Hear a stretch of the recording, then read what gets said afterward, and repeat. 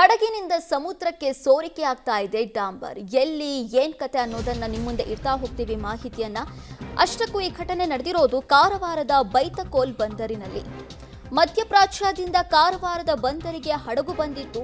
Hormuz ಜಲಸಂಧಿ open ಆಗಿದ್ದು ಈ ಹಡಗು ಕಾರವಾರದತ್ತ ಮುಖ ಮಾಡಿತ್ತು. ಫೈನಲಿ ಕಾರವಾರ ರೀಚ್ ಆದ್ಮೇಲೆ ಡಾಂಬರ್ ತುಂಬಿದ್ದಂತ ಹಡಗನ್ನ ಅನ್ಲೋಡ್ ಮಾಡುವಾಗ ಒತ್ತಡ ಹೆಚ್ಚಾಗಿ ಪೈಪ್ ಸಿಡಿದಿದೆ ಅನ್ನುವ ಮಾಹಿತಿ ಸಿಗ್ತಾ ಇದೆ.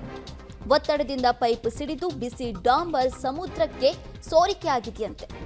ಸಮುದ್ರಕ್ಕೆ ಸಾವಿರಾರು ಲೀಟರ್ ಡಾಂಬರ್ ಸೋರಿಕೆ ಆಗಿದೆ ಅನ್ನುವ ಮಾಹಿತಿ ಸಿಗ್ತಾ ಇದೆ.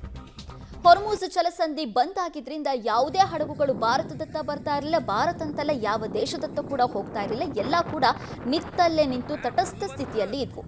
ಬಟ್ ಅಮೆರಿಕ ಇರಾನ್ ಯುದ್ಧ ಸ್ವಲ್ಪ ಮಟ್ಟಿಗೆ ತಣ್ಣಗಾಗಿದ್ದಂಥ ಸಂದರ್ಭದಲ್ಲಿ ಹೊರ್ಮುಜ್ ಜಲಸಂಧಿ ಓಪನ್ ಆಗಿತ್ತು. ಹಡಗುಗಳೆಲ್ಲವೂ ಕೂಡ ಆಯಾ ದೇಶಗಳತ್ತ ಹೊರಟಿದ್ವು.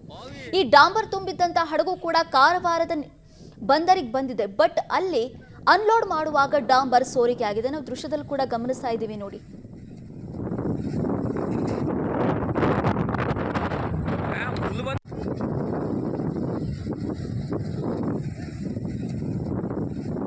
ಮಧ್ಯಪ್ರಾಚ್ಯದಿಂದ ಕಾರವಾರದ ಬಂದರಿಗೆ ಡಾಂಬರ್ ತುಂಬಿಕೊಂಡು ಬಂದಂಥ ಹಡಗಿನಲ್ಲಿ ಡಾಂಬರ್ ಸೋರಿಕೆ ಆಗಿರುವಂಥದ್ದು. ನಾವಿವತ್ತು ಕಾರವಾರದ ಬಂದರಿನಲ್ಲಿದ್ದೀವಿ. ನೀವು ನೋಡ್ಬೋದು ಈ ಭಾಗದಲ್ಲೇ.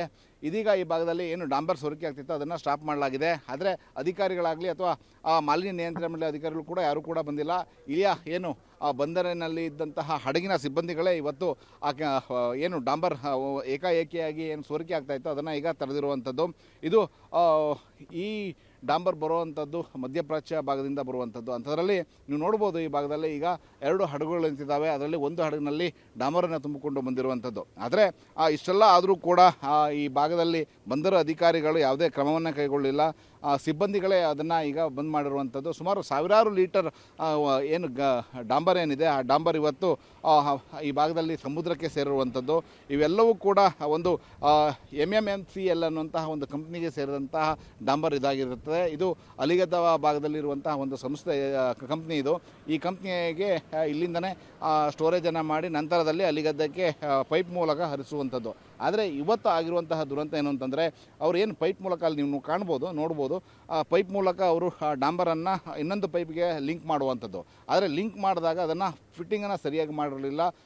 ಏನು 3-4 ಪೈಪ್ಗಳಿದ್ದು ಅವೆರಡೂ ಕೂಡ ರಭಸಕ್ಕೆ ಓಪನ್ ಆಗಿರುವಂಥದ್ದು. ಅದರಿಂದಾಗಿ ಸುಮಾರು ಸಾವಿರಾರು ಲೀಟರ್ ಏನು ಡಾಂಬರ್ ಏನಿತ್ತು ಆ ಡಾಂಬರ್ ಇವತ್ತು ಸಮುದ್ರಕ್ಕೆ ಸೇರಿ ಹೋಗಿದ್ದಾವೆ. ಆದರೆ ಬಂದರು ಇಲಾಖೆಯವರು ಯಾವುದೇ ಕ್ರಮ ಕೈಗೊಳ್ಳಿಲ್ಲ. ಡಾಂಬರ್ ಎಲ್ಲವೂ ಕೂಡ ಈಗ ಸಮುದ್ರ ತಳಭಾಗ ಸೇರುವಂಥದ್ದು. ಇದರಿಂದಾಗಿ ಜಲಚರಗಳು ಕೂಡ ಸಮಸ್ಯೆ ಆಗುವಂತಹ ಸಮಸ್ಯೆ ಈಗ ಉದ್ಭವವಾಗಿರುವಂಥದ್ದು. ಒಟ್ಟಿನಲ್ಲಿ ಪೆಟ್ರೋಲಿಯಂ ಉತ್ಪನ್ನಕ್ಕೆ ಇವತ್ತು ಸಾಕಷ್ಟು ಬೇಡಿಕೆ ಇದ್ದಾವೆ, ಕೊರತೆ ಇದೆ. ಇಂಥ